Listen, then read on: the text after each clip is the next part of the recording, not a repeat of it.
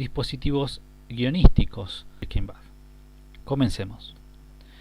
¿Qué son los dispositivos guionísticos? Son técnicas, ¿sí? Se les conoce como formas expresivas, o sea, formas de contar algo, algún objetivo que yo tenga, alguna emoción que quiera crear o generar, alguna pregunta que requiera yo destacar o alguna respuesta. En definitiva, cualquier forma narrativa que a mí me permita expresar ciertas cosas. Eso, lógicamente, pensado en concepto de guión, que son descripción de acciones, para que se conviertan en una imagen filmada. Si no, un guión no tiene razón de ser. Si un guión no se convierte en película, en serie o en documental, no tiene razón de ser por sí mismo, como forma literaria, porque de hecho no está en un punto intermedio entre la literatura y el cine. No llega a ser ni una ni la otra. Estos dispositivos guionísticos de las que se nutre el guionista son tres. Son los narrativos, los dramáticos y los secuenciales. Diferenciamos esto en varios aspectos, ¿sí? Pero esencialmente en que los secuenciales, como bien lo dice, se refiere a secuencias. ¿Qué es una secuencia? Grupo de escenas. ¿Qué es un grupo de escenas? Algo así como un capítulo de un libro. Por lo tanto, yo cuando hablo de un dispositivo secuencial, hablo de un dispositivo que lleva varias escenas, no una sola. ¿Sí? Narrativo. ¿Qué es narrativo? Contar algo. Yo quiero contar algo, quiero contar cómo es un personaje, cómo se siente, hacer una descripción. Utilizo un dispositivo narrativo. Puedo tranquilamente utilizarlo como forma de contar mi propia historia. Pero son elementos que narran algo, un hecho. ¿Sí? Secuencia, acuérdense, una secuencia pueden ser varios hechos, varias escenas. El narrativo no. Y el dramático son aquellos que buscan generar mayor sensibilidad en el espectador, sensibilidad para cualquier sentimiento al que ustedes quieran acercar al espectador. ¿Estamos? También son sobre escenas, sobre objetos, sobre diálogos o sobre hechos, no sobre secuencias. Pero la diferencia es que el dramático se parece mucho más a los recursos que utiliza el teatro. Pero ya van a ver bien cuando empecemos a diferenciarlos. A grandes rasgos, vamos a ver. Dispositivos narrativos, modelo clásico. ¿Qué quiere decir esto? No voy a ver todos, ¿sí? Repito. Pero ¿qué es el modelo clásico? Es cuando nosotros contamos una historia desde una visión objetiva. ¿Sí? No hay un narrador, no hay un personaje que cuente la historia, sino seguimos una historia de una forma objetiva. La cámara es objetiva, el narrador es omnisciente, en definitiva, y es un narrador que no está presente. En definitiva, es un modelo clásico, como se cuenta en el 99,9% de las películas. Así de simple. La utilización del narrador es otro dispositivo narrativo. Ese narrador, ¿sí?, puede ser un personaje o puede ser un narrador tipo Dios, tipo Gran Hermano. Ese narrador ya lo conocen, ¿sí? Puede ser alguien que habla desde afuera de la película o bien alguno de los personajes. Flashback. Tenemos tres tipos de flashback: el puzzle, el explicativo y el asociativo. El puzzle es aquel que me permite a mí construir un rompecabezas, ¿sí? Son pequeñas cositas que se viene acordando a alguien que después van a servir para construir la historia. El explicativo no, es simplemente, supongamos que vienen dos personajes y se encuentran con un tercer personaje y le dicen, che, ¿te acuerdas de aquel? Pum, flashback, donde explica quién era aquel, un amigo de la infancia. Y listo, nada más explica eso. Y después el flashback asociativo, que es vincular hechos al pasado. Por ejemplo, un trauma.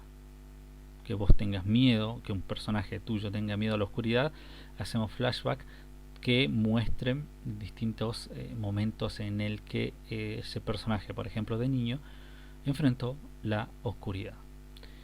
Entre otros, para ir rápido, tenemos el intercalado, el paralelismo y la alternancia. ¿Cuál es la diferencia?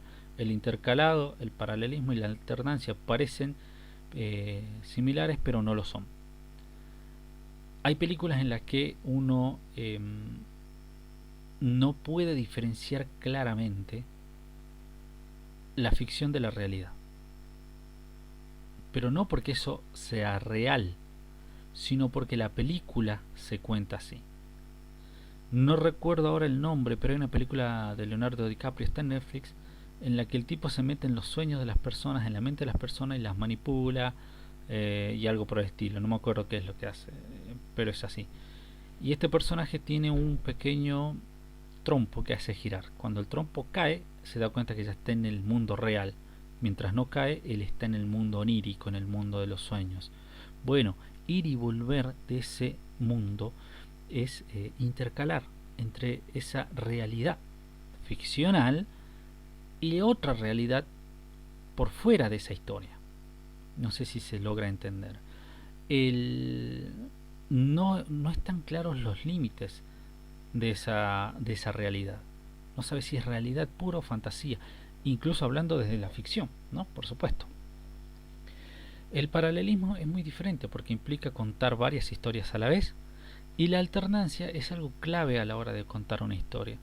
Yo tengo que alternar entre formas de las escenas de acción y escenas tranquilas, escenas de suspenso y escenas de relajamiento, días, noches, interiores, exteriores.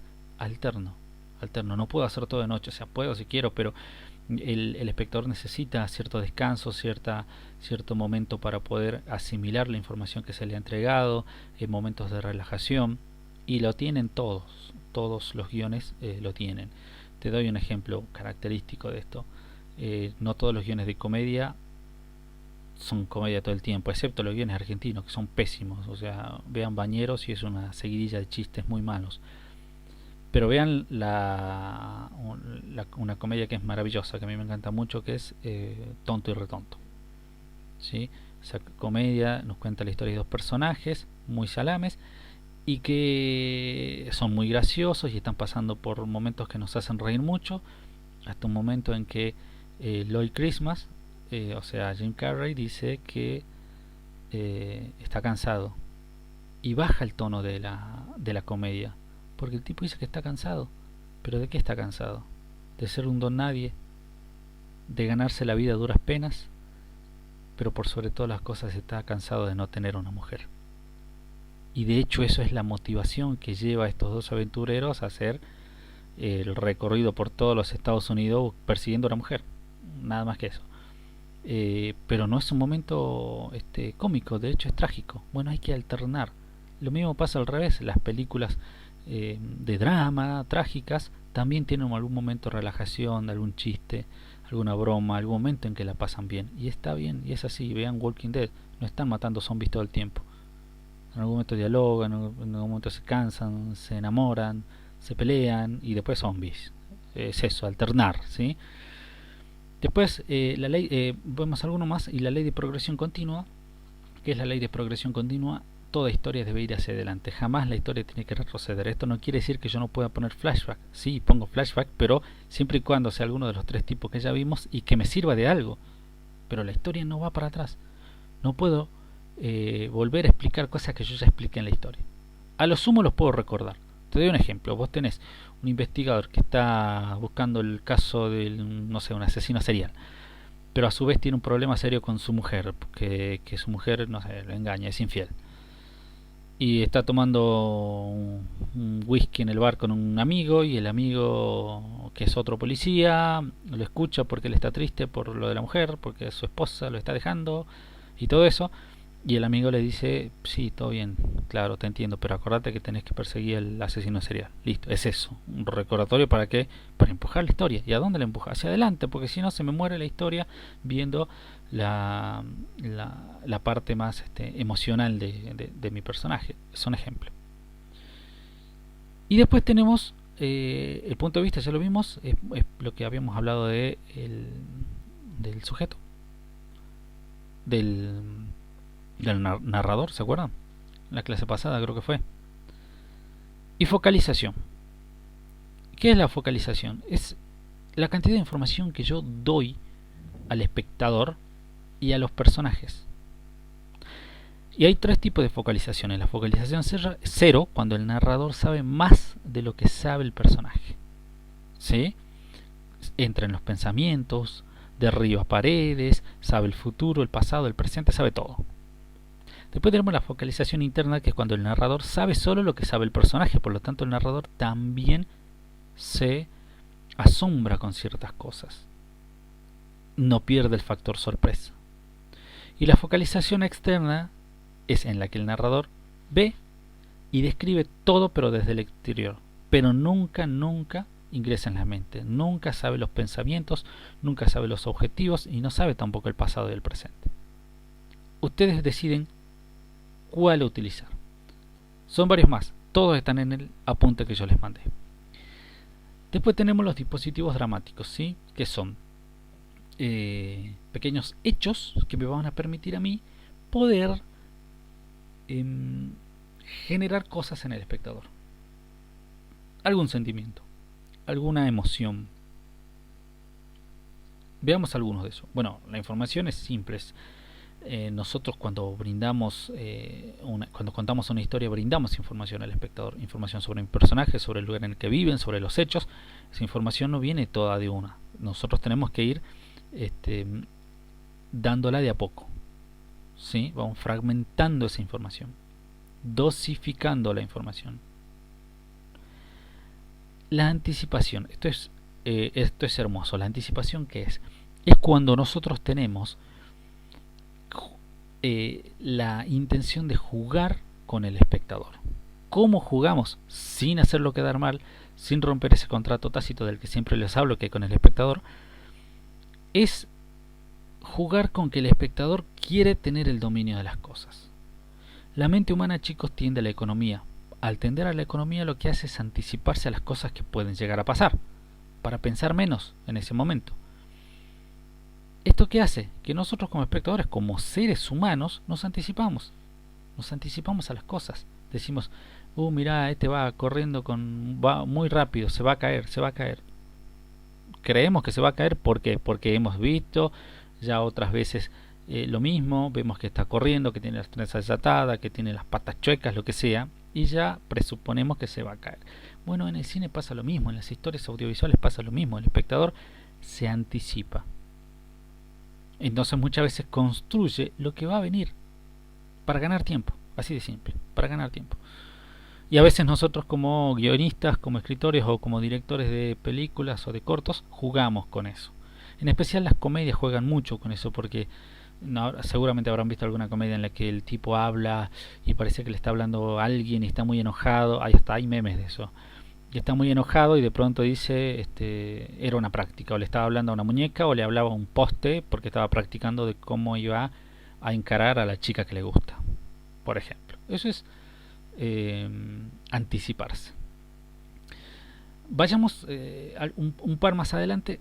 El gancho y el teaser. ¿Qué es el gancho? El gancho o el anzuelo son esos minutos iniciales de una película en la que sucede un hecho bastante extraordinario, bastante fuerte e impactante, con la única intención de que el espectador se enganche con la película, que diga, yo quiero ver lo que viene acá. Muchas veces pasa también que vemos un excelente gancho y después la película es un bodrio, es aburridísima y no había más que el gancho. Bueno, cosas que pasan, así es la vida. Pero sería eso, ¿sí? Cualquier película de terror por lo general empieza así. Piensen, chica, rubia, yankee, menemista, corriendo en medio del bosque. ¿Qué hace en el medio del bosque? En pijamas, corre, se cae y de atrás viene un tipo con un cuchillo. Corre, se vuelve a caer porque uno cuando corre asustado se cae, no sé. Hasta que el asesino la mata, gritos, título de la película. Listo, ya querés saber quién es la chica, quién es el asesino, por qué, qué hacía en el medio bosque y quién es el enfermo que anda con un cuchillo en el medio bosque persiguiendo chicas desnudas. Eso. Eso es un gancho. Ahora, ¿el teaser qué es? El teaser, como elemento de guión, es un gancho, pero para televisión. Muy distinto del teaser como elemento de montaje, que es un resumen o un avance de la película, de la serie o de mi documental. Es eso, ¿sí?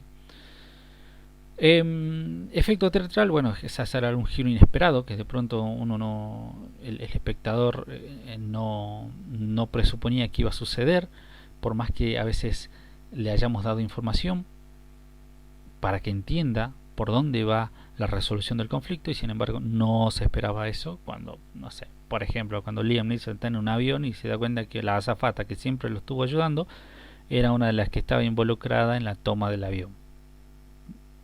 ¿Tá? El Haren Saur, buenísimo. ¿Saben qué es eso? Pista falsa. Yo tengo uno antes, que es la implantación, que es poner una pista para que el espectador empiece a darse cuenta. No sé, un personaje se levanta y todos los días mira su reloj por algún motivo. Ya estoy dando pistas. Pero también tengo la pista falsa. La pista falsa, que eso se puede hacer hasta con montaje, ¿sí? Cuando yo estoy hablando de dos personajes que se odian y uno de ellos es policía y se habla de alguien que es un policía corrupto, y de pronto voy a otra escena en la que entra un policía que está asustado y se agarra a pelear con otro policía en el medio del baño, o decir, este es el policía corrupto y lo acaban de descubrir. Estás implantando una pista falsa, haces creer todo eso para que en realidad después mostrar que era el hermano y que se peleaban porque estaban enamorados los dos de la misma mujer, no sé, algo así, pero es pista falsa. Hacer creer, llevar la historia siempre a que se resuelva hacia un personaje y después no es así, ¿sí? Y bueno, y dos que ya hemos visto la semana pasada, que son el suspenso y la sorpresa, que son muy parecidos, pero difieren mucho en la cantidad de información, la dosificación de información y quién es el que maneja la información al momento en que suceden los hechos.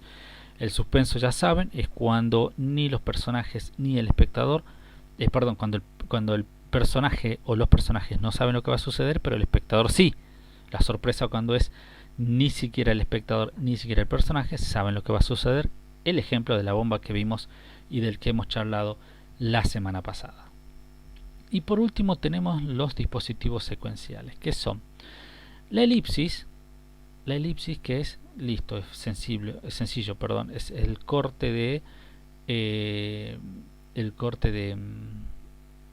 tiempo, corte del tiempo, corto de hechos que no son importantes, que no son interesantes, los cortamos. O sea, no hace falta contar la historia. Si yo cuento la historia de un profesor que va a la universidad todos los días a las 8 de la mañana y que tiene 40 minutos de colectivo, no muestro los 40 minutos de colectivo, lo muestro subiendo al colectivo, durmiendo y en la toma siguiente bajando. Chao. 3 tomas, ya conté exactamente lo mismo, ¿sí?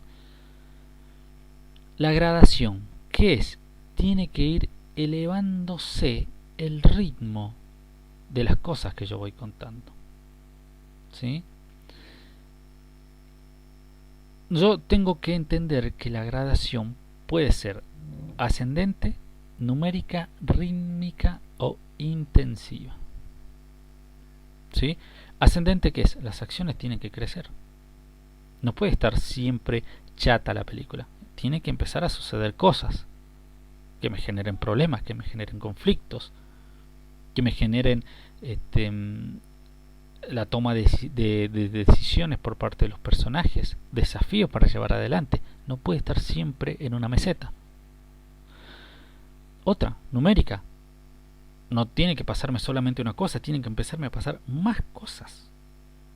O sea, si antes una pareja tenía un problema en una historia ficticia, tenía un problema económico, después a su vez va a tener un problema sexual, después a su vez van a tener un problema laboral y un problema físico, y se tienen que empezar a incrementar las cosas.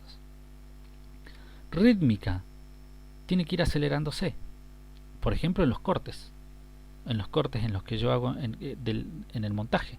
Si la película en el inicio tiene escenas donde tengo planos de 12, 15 o 18 segundos, al último los cortes tienen que ser cada 4, cada 5 segundos. La música, la intensidad, ¿sí? Y por supuesto también las emociones tienen que ser cada vez más fuertes, tienen que sentirlas los personajes. Esto es típico de una película de terror. Vieron que uno no se asusta más allá del gancho al principio, sino que de a poquito te van instalando cosas, empiezan a pasar pequeños hechos inexplicables hasta que después te aparece un diablo metido coronavirus detrás de tu ropero. Pero esas emociones van creciendo, ¿sí? A medida que va sucediendo absolutamente todo. Tienen que crecer en las emociones también. Por supuesto también la alternancia, esto tiene que ver con combinar tomas exteriores, interiores, de noche y de día. Cualquier película, fíjense que hace eso, ¿sí? Nunca es todo día, nunca es todo noche, nunca es todo interior, a no ser que la película lo requiera. Pero incluso en las películas que lo requieren, por lo general hay un flashback que explica algunas cosas que son exteriores. Y te había hablado de la elipsis como ese corte de los hechos. Ahora, la paralipsis. La paralipsis es un tipo especial de elipsis. ¿Cuál es la característica principal? Es como la elipsis. Tengo que eliminar información. Sin embargo, esa información que elimino es vital, pero no porque yo estoy ocultándole la información al espectador para que entienda la película, sino porque si yo contaría lo que tendría que contar en esa historia, se cae la película. El ejemplo más claro y más sencillo de entender es la película Sexto Sentido. Se las recomiendo a aquel que no la vio, intuyo que prácticamente todos la han visto, pero si no, véanla. ¿Qué tiene Sexto Sentido? Bueno, si se fijan, cuando nuestro personaje, el psicólogo, conoce al niño, comienzan a suceder después pequeñas escenas en las que este hombre se relaciona con el niño y con su esposa. Después nos enteramos, bueno, que no la vio lo siento, pero después nos enteramos que ese psicólogo es un fantasma y que el niñito que decía que veía gente muerta lo podía ver a él porque él estaba muerto, solo que él no sabía que estaba muerto, no quería asumir que estaba muerto. Ahora, si se fijan, si reven la película, va a haber momentos en que este hombre, este fantasma, ya en cuerpo de fantasma, intenta hablar con su esposa, intenta tocarla. Su esposa nunca se deja tocar, nunca llega de hecho a tocarla. Nunca llegan a hablar porque él habla y ella nunca contesta. Todo eso parecería una relación distante, fría, de una pareja que está a punto de separarse, que está en conflicto. Bien, vale. Pero sin embargo, si yo tengo que contar que el tipo va a un restaurante, está su esposa, intenta tocarle la mano y su esposa quita la mano en ese momento, no llegan a tocarse y se va a la casa, y después tengo que contar quién pagó la cuenta, que vino la moza y dijo, acá no hay nadie. ¿Por qué? Porque él es un fantasma, no lo tendría que haber visto. Se cae la historia. Si él vuelve a la casa, se acuesta a dormir al lado de su mujer, no puede tocarla, quiere acariciarla porque están con problemas, y ella, o sea, no va a poder porque físicamente no puede porque es un fantasma. Si yo cuento eso, se cae mi historia, se cae la historia. Siempre ese personaje aparece al lado del niño o de su esposa haciendo cosas, pero nunca me cuentan el antes ni el después de ese hecho, porque si me contaran el antes y el después, la película cae por sí misma.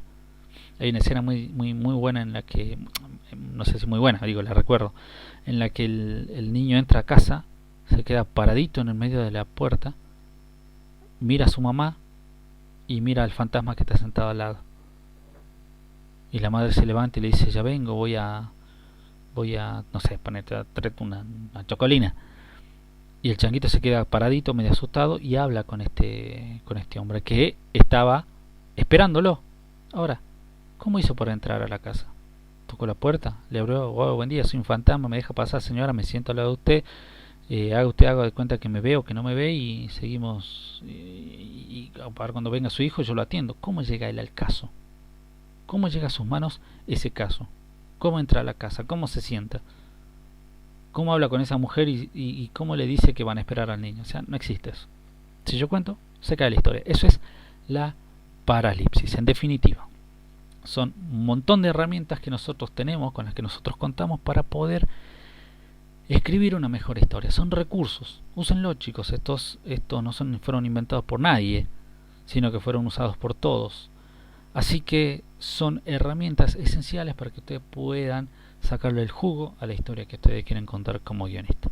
Bien, chicos, estos son los dispositivos que van a tener que buscar, elegir algunos. En el reglamento de trabajo práctico les pongo específicamente cuántos de cada uno.